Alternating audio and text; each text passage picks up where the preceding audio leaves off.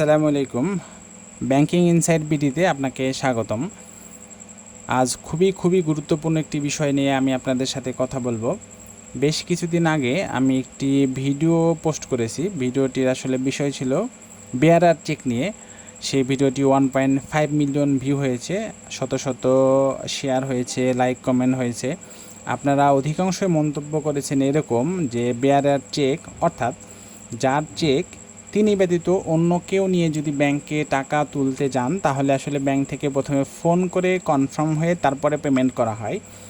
এখন আসলে আমি আমার অভিজ্ঞতাটা আপনাদের সাথে শেয়ার করি। এই যে একটি চেক, মনে করেন আপনি ব্যাংকে টাকা রাখছেন, এখন আপনি আব্দুর রহিমকে ব্যাংকে টাকা নিয়ে আসতে পাঠাইছেন। এই যে পেটুর পরে লিখলেন আব্দুর রহিম, আপনি তারিখ দিয়ে দিলেন, অ্যামাউন্ট লিখলেন, কথায় লিখলেন, অঙ্কে লিখলেন, স্বাক্ষর দিলেন, সব ঠিকঠাক করে আপনি আব্দুর রহিমকে ব্যাংকে টাকা নিয়ে আসতে পাঠাইলেন। তাহলে যেহেতু আব্দুর রহিমের নিজের চেক না, তাহলে চেকটা বেয়ারার চেক হবে। এখন ব্যাংক চেকটা রিসিভ করলো, রিসিভ করার পরে আপনাকে ফোন দিল।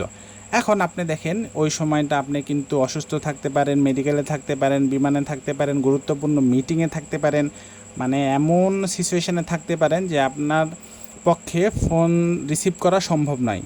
তাহলে কি আব্দুর রহিম আসলে টাকাটা পাবে না? আমি আমার অভিজ্ঞতাটা আপনাদের সাথে শেয়ার করি।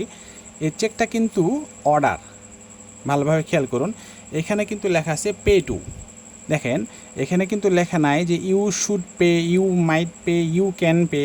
সরাসরি কিন্তু লেখা আছে, দেখুন, পে টু আব্দুর রহিম। আপনি আব্দুর রহিম লিখলেন, মনে করেন পে টু আব্দুর রহিম এত টাকা।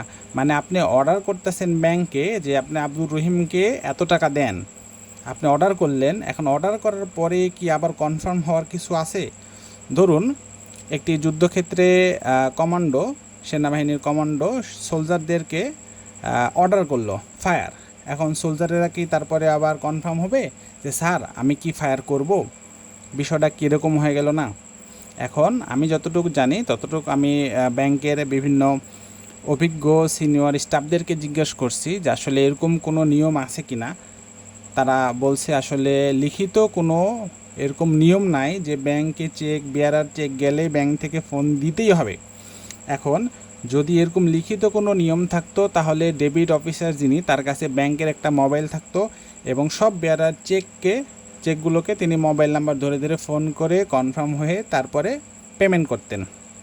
এখন যিনি ডেবিট অফিসার ডেবিট করেন তার কাছে যদি সন্দেহ মনে হয় যে চেকটা জালিয়াতি হইতে পারে, তখন তিনি স্বেচ্ছায় স্বপ্রণোদিত হয়ে নিজের ফোন থেকে কিন্তু গ্রাহককে ফোন দেয়, কনফার্ম হয়, তারপরে পেমেন্ট করে। আসলে আমি যে কথাটা আপনাদেরকে বললাম, আমার এই পেজে অনেক বড় লোক আছেন, অনেক বড় অফিসারও আছেন, দেখি অনেক ব্যাংকারেরাও আছেন। আসলে আপনারা আমার সাথে একটু শেয়ার করবেন, আমরা সবাই মিলে আসলে শিখতে চাই। যে আমি যে কথাটা বললাম যে বেয়ারার চেকে ব্যাংক থেকে সব চেকেই যে ফোন দিতে হবে এরকম লিখিত কোনো নিয়ম নেই। আপনারা একটু আমাকে জানাবেন, আপনাদের অভিজ্ঞতা শেয়ার করবেন, আসলেই কি এরকম নিয়ম আছে না নেই। আপনারা কিন্তু আমার কমেন্ট সেকশানে গেলে দেখবেন অধিকাংশই কিন্তু মন্তব্য করেছে যে ব্যাংক থেকে ফোন দিয়ে কনফার্ম হয়ে তারপরে পেমেন্ট করা হয়। ধন্যবাদ।